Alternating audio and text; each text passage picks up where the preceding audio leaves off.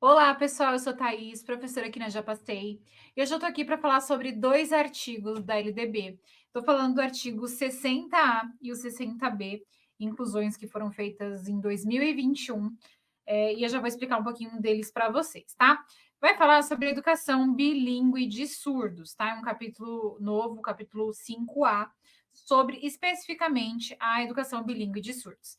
E esse capítulo todo foi incluído a partir de um princípio que também foi acrescentado na LDB no ano de 2021, foi acrescentado tudo junto. Esse princípio fica lá no artigo 3º, é o princípio 14, então ele não existia, e ele passou a existir a partir de 2021, se eu não estou enganada, com a inclusão desse princípio veio a necessidade de trazer ali mais algumas informações. Esse princípio é aquele que fala sobre a diversidade humana, linguística, cultural, dos surdos, surdocegos e enfim, tá? Então tá super atrelado aqui ao que a gente vai estudar agora, certo? O artigo 60, ele é bem extenso e ele traz uma série de informações que vocês precisam se atentar, que podem ser trocadas lá na hora da prova de vocês e pode ficar tão sutil que você nem perceba. Então, eu vou chamar a atenção de vocês para essas informações. Antes, eu vou fazer uma leitura completa e aí depois eu volto fazendo essas atenções aí com vocês, tá? Então, vamos lá. Entende-se por educação bilíngue de surdos para efeitos desta lei, ou seja, para efeitos da LDB, a modalidade da educação escolar oferecida na língua brasileira de sinais, a Libras, né? Como primeira língua e o português escrito como segunda língua. Em escolas bilíngues de surdos, classes bilíngues de surdos, escolas comuns ou polos de educação bilíngue de surdos.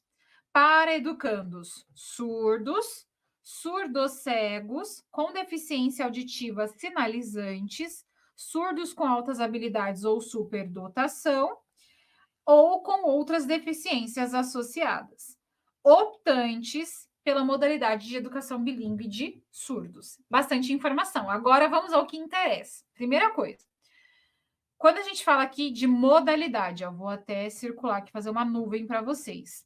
Lá na tua prova pode aparecer assim: entende-se por educação de surdos prefeitos dessa lei a, a fase da educação escolar ou o nível da educação escolar. Tá errado, é modalidade. Lembra que modalidade é diferente de nível, de fase.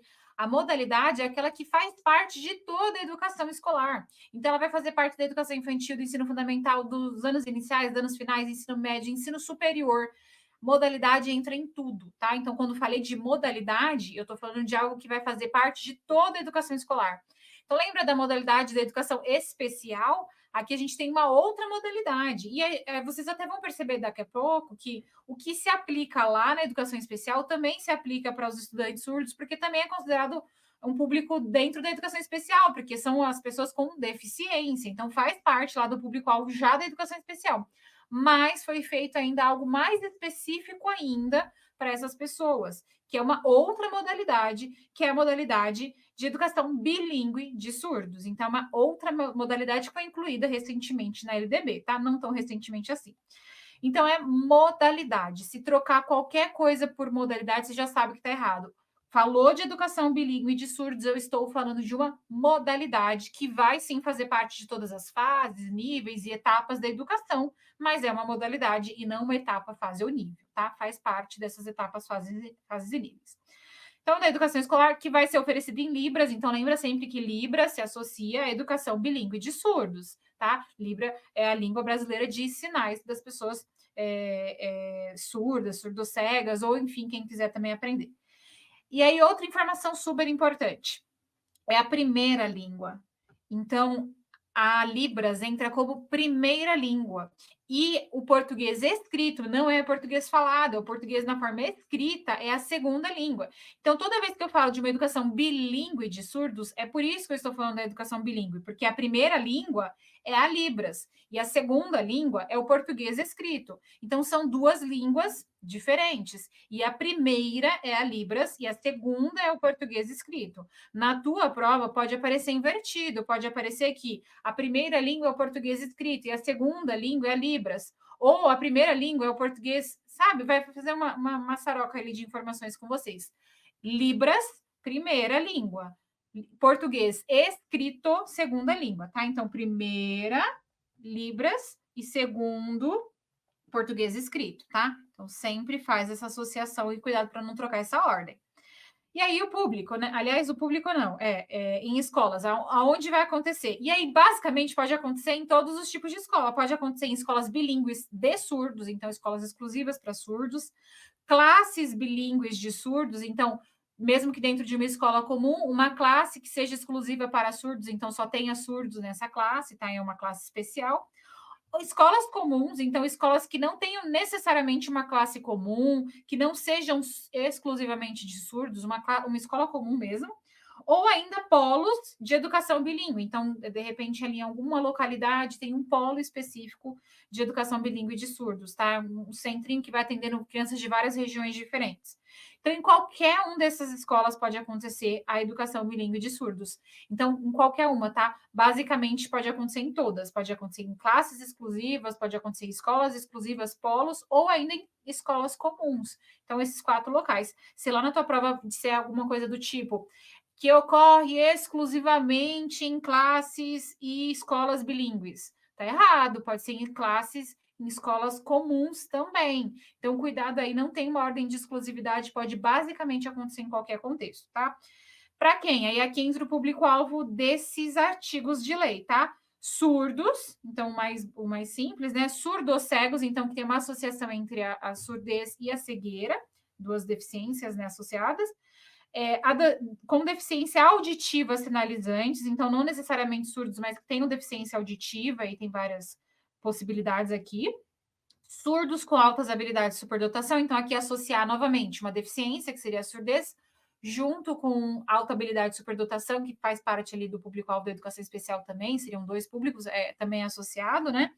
E ainda com outras deficiências associadas. Então, de repente, tem a surdez e algum outro tipo de deficiência, a surdez e algum tipo de transtorno. Então, alguma coisa associada além da surdez, tá? Então, qualquer possibilidade. Então, só surdo, surdo cego, alguma deficiência auditiva, não necessariamente a surdez completa, que tenha surdez e alta habilidade, ou que tenha surdez e outro tipo de deficiência associada. Qualquer possibilidade de público relacionado a isso, tá?